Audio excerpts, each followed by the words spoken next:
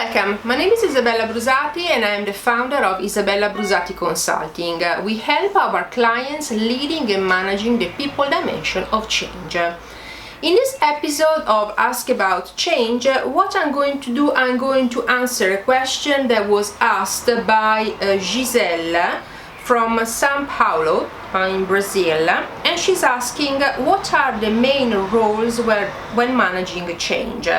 First of all, we have to make a distinction between roles and people, and that's because the roles are one thing, but the people that can be in charge of the task to carry out several roles could be basically more or less. What do I mean? It could be that, for example, if you are in a small organization, one individual will carry out several roles, whilst if you are in a bigger organization, and most of all if it is an important change management initiative, very likely you will have different individuals carrying out the different roles. Now, this is very high level, but usually the most important roles in a change management initiative are, first of all, the change sponsor, who is the person that is going to push the change, is the one that is believing in this change initiative, is usually an individual at a very senior level that has got the gravitas to basically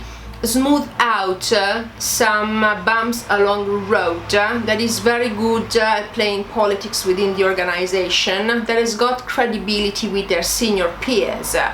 It's extremely important to choose the right change sponsor, because most often than not the change management initiative fail because companies or don't choose the change sponsor at all, or they choose someone that is not the right individual. So for example, if someone that doesn't have time, this is not a full-time role anyway, so very senior individual have lots of things to do.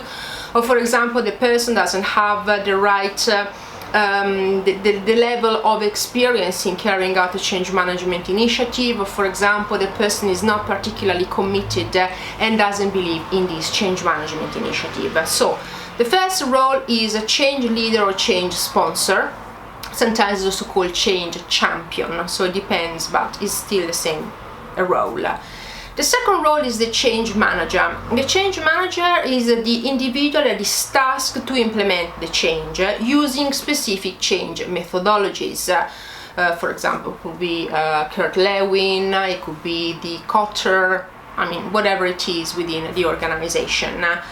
This individual is key because, again, you want someone that is very, very skilled, especially if the change management initiative is complex. Usually the change manager in bigger organization is accompanied by the project manager that basically helps planning out the project, so deciding what is the time scale, the activities, responsibilities, etc., etc. In smaller organization, it may be the change manager and the project manager are the same person. Of course, it depends. But change manager is key. Change manager is in charge of the change team that is composed by people that carry out the tasks that are going to help the change management initiative to be implemented. So you can see that we got the change leader that usually appoints the change manager, the change manager that is in charge of the change team.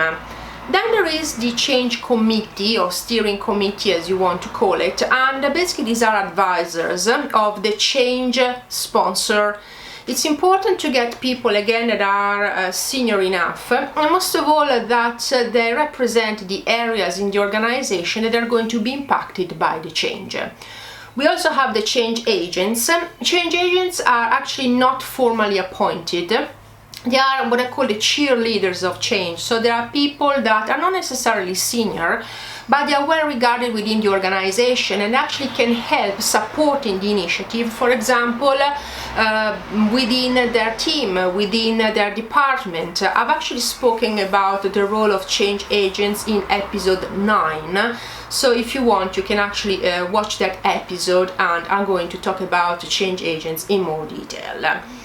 If you got any question with regards to organizational change management, please feel free to leave a comment in the box below if you're following us on YouTube. Otherwise, you can comment on our LinkedIn account or on our Twitter account or our Facebook account. I'll see you on the next episode, and thank you so much for watching.